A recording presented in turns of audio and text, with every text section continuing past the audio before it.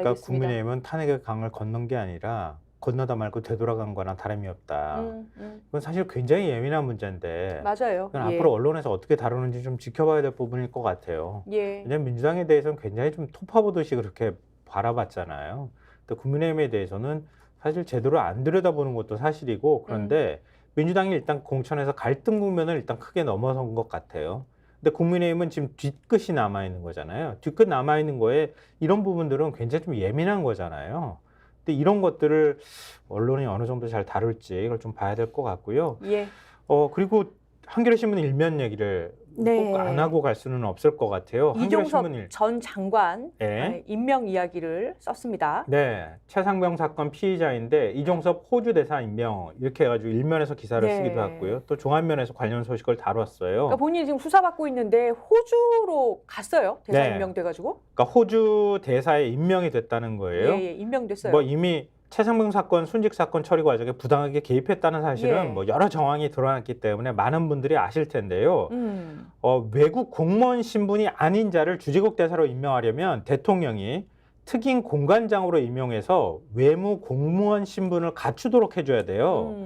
그러니까 대통령이 이 문제에 대해서 개입했다 이렇게 봐야 되잖아요. 그러네요. 근데 이렇게 해버리면은 지금 최상만 사건 핵심 피의자잖아요. 맞습니다. 그런데 예. 호주 대사 임명이 되면 수사 차질이 불가피해진다는 거예요. 근데 박정훈 대령 법률 대리인인 김정민 변호사는 이 전 장관은 대통령 외압 의혹의 중심에 있는 인물인데 호주 대사로 보내면 공수처가 소환 조사마저 하기 힘들어진다.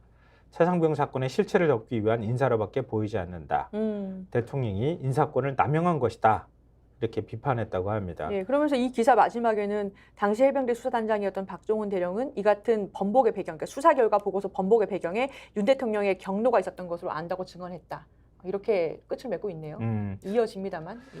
계속 뭐 대통령이 이 사건에 개입하지 않았겠느냐 하는 의혹이 나왔고 대통령에게 보고가 됐다고 하는 정황들이 곳곳에서 드러나 있는 상황이잖아요. 그랬던 대통령이 국방부 장관 출신 인사를 왜 갑자기 호주에 물론 호주와 우리가 국방 뭐 협의할 부분들이 있겠죠. 뭐 무기 판매나 뭐 이런 거에 관여할 부분들이 없진 않겠지만 국방부랑 호주랑 업무상 무슨 관련성이 있을까요?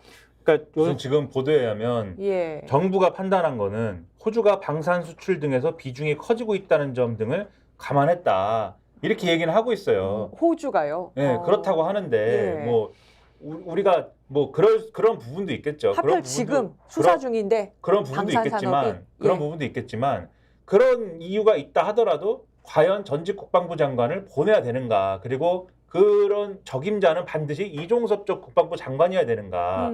여기서 더 눈에 띄는 거 뭐냐면 이분이 우리가 알기로 이 정부 초대 국방부 장관이다. 요거는 잘 알고 있지만 이게 그냥 됐겠습니까?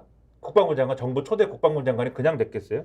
윤석열 대통령 대선 후보 시절에 선거 캠프에서 국방 분야 정책 공약 등 실무를 총괄한 사람이고 국방부 장관이 대사로 임명된 전례를 찾아보면은 노무현 정부 때 국방부 장관을 한 뒤에 주중대사를 지낸 김장수 전 장관이 유일할 정도로 그 정도로 드문 인사, 이례적 인사예요. 거기다가 앞서 말씀하셨듯이 김성환 평론가님 말씀하셨듯이 이 사건 자체가 윤석열 대통령의 경로로 시작됐다라고 의심하고 있는 거지 않습니까? 맞아요. 이런 사건으로 사단장까지 처벌하면 대한민국에 누가 사단장을 할 수 있겠느냐라고 질책을 한 이후에 이 사건이 이첩이 됐다라고 보는 거잖아요. 아니 이게 딴 것도 아니고 사망 사건이에요. 그렇죠. 아니 공수처는 출국금지 조치해야 되는 거 아닙니까? 피의자가 지금 호주 간다는데. 그렇죠. 그래서 공수처로부터 수사를 받고 있는데 이 사람을 어쨌든 이런 이례적인 어떤 인사를 해서까지 호주로 보냈다라고 하면 당연히 이거는 부적절한 인사이고 의심이 된다라고 우리가 기사를 쓰고 사설을 쓸 수밖에 없죠. 그래서 한겨레도 기사 쓰고 경향신문도 기사를 쓰고 동아일보도 기사를 쓰고 한겨레가 사설을 썼는데 제가 읽어드리고 싶은 사설은 사실 경향신문 사설입니다. 왜냐하면 지금까지 말씀드린 내용은 한겨레 사설 이런 데도 있고 동아일보 기사에도 있고 다 있는데 예. 경향신문 사설은 이거를 좀 확대했어요. 경향신문 사설의 경우는 제목이 최상병 사망 수사 중에 줄줄이 중용 공천되는 의혹 인사들입니다. 그러니까 여기에 뭐라고 되어 있냐면은 지금 말씀드린 것처럼 이 부적절한 인사다라는 거를 썼어요. 그러니까 보통 때라면 호주 대사가 과분한 자리는 아니지만 이 최상병 사망 수사 외압 의혹의 핵심 관련자라는 점을 떠올리면 얘기 달라지고 이 사건 이후에 석연치 않은 처신으로 비판받다가 국방장관직에서 경질됐고 공수처 수사 대상에 올라 있는 점에서 부적절한 인사다라는 지적하면서 이종섭 전 장관뿐만이 아니라 이 사건과 관련된 인사들 대부분이 중용되거나 최소한 책임을 면했다라고 지적을 하고 있습니다. 당시 보고선상에 있었던 임종득 국가안보실 2차장, 신범철 국방부 차관은 이번 총선에서 국민의힘 지역구 후보로 공천이 됐다. 최상병 사망에 책임이 있는 임성근 사단장은 계급을 유지한 채 정책 연수를 떠났다. 그러니까 이런 상황으로 볼 때 이 사건의 진상 규명 필요성은 더 커졌다. 특검 수사를 통해서라도 진상을 밝히고 응분의 책임을 물어야 된다. 당연하지 않습니까? 예. 공천을 막 줘요. 그러니까 뭐 이게 우리의 해석이 아니라 신문이 그렇게 지적하고 있다는 말씀까지 좀 전해드린 거고요. 한겨레 신문 예. 만평 하나 보여드릴게요. 네. 야.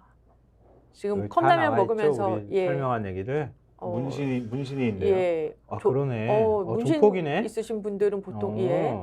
용비늘 같은데요. 근데 뭐 이제 컵라면 먹으면서 막 임명장하고 여권 두고 있으니까 이제 윤석열 대통령으로 보이는 캐리커처가 예전에 윤 대통령이 그거 예. 얘기하지 않았어? 뭐 수사 가지고 뭐 장난치 뭐 조폭이지 깡패지 그게 뭐 검사냐 그러지 않았나요? 맞아요. 그 얘기가 갑자기 좀 떠오르는 이런 얘기인데요. 해외로 잠시 나가 있어 이렇게 얘기하는 국민인 공천 남편이네요. 시스템 공천이라면서요. 예. 시스템이라면서요. 이게 시스템입니까?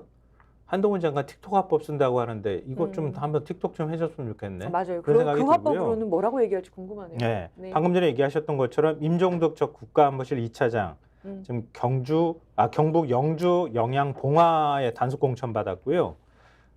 그리고 신범철 전 국방부 차관 결국 중간에서 중간다리 역할을 했다고 하잖아요. 메신저 역할을 했는데 충남 천안 갑에 단속 공천 받았습니다.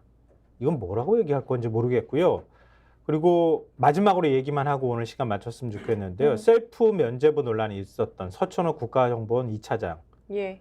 지금 특별 사면 받고 지금 경선 통과해서 경남 사천 남해 하동 후보로 공천장을 지금 받아서 지금 약속 사면 논란이 일었죠. 그리고 정용선 전 경기경찰청장. 이명박 정부 때 경찰 댓글 공작팀 운영한 혐의로 징역 6월에 집행유예 1년 선고받았는데요. 지난해 광복절 특사로 사면돼서 충남 당진에 단수 공천 받았습니다. 이게 시스템 공천입니까? 민주당도 뭐 비판받을 여지가 많이 있죠. 예. 근데 시스템 공천이라고 얘기했던 한동훈 비대위원장이 이 부분에 대해서 뭐라고 얘기할지 모르겠어요. 그 시스템이 안 좋든지 고장이 났든지 뭐 그런 거 아니겠습니까? 시스템이 악질적이든지 이것도 그러니까 뭔가 죄를 졌거나 의혹이 있거나 논란이 있는 인물도 뭔가 빽이 있거나 뭔가 이 정권에서 아끼는 인물이면 그 국민의힘의 시스템 공천에서는 나름대로 뭔가 배려를 받고 공천을 받을 수가 있는 거예요. 그런데 빽이 없으면 예를 들면 제가 그분이 공천을 받아야 된다는 얘기가 아니라 김연아 전 의원 이런 사람들 있잖아요. 네. 이런 사람들의 경우에는 어쨌든 지금 뭐 피의자가 됐느니 마느니 뭐 이런 부분인데 수사가 대상이 되느니 마느니 하는 부분인데 저는 공천을 당연히 하지 말아야 되는 사람이라고 보거든요. 예. 그런데 만약에 대통령과 가까운 인물이고 대통령이 아끼는 인물이었으면 공천을 못 받았을까요? 이런 상황인데 아마 받았겠죠. 제가 얘기하는 거는 공천을 그 사람이 다시 한번 말씀드리지만 받았어야 된다가 아니다. 그 기준에 맞춰보면은 김연아 전 의원이 못 받은 거에 기준에 맞춰보면 이 사람들은 다 못 받았어야 되는 도대체 거예요. 무슨 지금. 기준이냐? 그렇죠. 예. 못 받았어야 되는 사람들이 예. 다 받았다라고 하면은 그게 왜겠느냐. 결국 윤석열 대통령이 아끼는 사람들이라고 하면 또는 한동훈 비대위원장이 충분히 봐줄 수 있는 사람들이라고 하면은 이 시스템에서는 받을 수 있는 시스템인 거다. 대단한 시스템이죠, 그거는. 그러니까 지금 예. 한동훈 위원장이 뭐 이재명 대표 공격하는 거 좋아요. 뭐 여당 대표니까 자기 비호감 만드는 거야. 뭐 자기가 알아서 할 문제고. 이재명 대표도 역시 사실은 뭐 공격을 서로 하고 있는 상황이니까. 근데 이재명 대표뿐만 아니라 민주당이 이런 거에 대해서 제가 볼 때는 메시지를 내야 할 필요가 있는 거예요. 근데 홍익표 원내대표는 뭐 하고 있습니까? 지금 삐져가지고 지금 딴 데가 있는 것 같은데? 아니, 그럼 지금 한동훈 위원장만큼 지금 같이 공격할 만한 공격수가 없으면은 원내대표라도 나서서 지금 공격수 역할을 같이 해줘야 되는 거 아닌가? 수석 원내대변인은 뭐 하는지 모르겠어요. 맞습니다. 대변인의 목소리가 들리지 않는다. 이런 얘기들 나오고 있어요. 제대로 맨날 예. 언론 탓하지 말고 제대로 공격하는 역할을 하라는 거예요. 맞습니다. 그리고 저는 이 사건에서는 김민하 평론가 네. 씩 웃었는데 뭐 할 말 있는 것 같아요. 예, 저는 말씀하세요. 언론 탓을 하지 말라는 말에 굉장히 동의하고 무슨 말만 나오면 예를 들면 최민희 전 의원이나 이런 분들이 민주당은 굉장히 칭찬받아야 되는 공천했다 이렇게 말씀하시면서 언론이 과하다 그러는데 그런 말씀하지 마시고 예. 국민의힘이 얼마나 지금 공천을 엉망으로 했는지에 대해서 제대로 말씀하시면 된다. 그러면 당연히 언론도 그 얘기를 그 얘기를 안 쓸 수가 없게 될 것이고, 그다음에 특히 이재명 대표 어저께도 이제 지역에 가셔가지고 이제 말씀할 때 지지자들이 말씀하잖아요. 아, 한동훈 비대위원장 좀 비판해 주세요. 이렇게 얘기하는데 그 얘기하면 똑같은 사람 됩니다. 아, 제가 볼 때는 그러니까. 그 얘기도 맞아요. 그 얘기도 맞지만, 그러니까 말싸움을 하라는 얘기가 아니라 말싸움하라는 얘기가 아니라 국민의힘이 비판할 대목이 있으면 정확하게 또 비판을 해야죠. 민주당은 그런 역할을 해야 되고, 그걸 통해서 욕만 하라는 게 아니라 우리는 또 이 정도로 그거 비판할 정도로 우리는 이 정도로 대안적입니다. 또 스스로 증명하는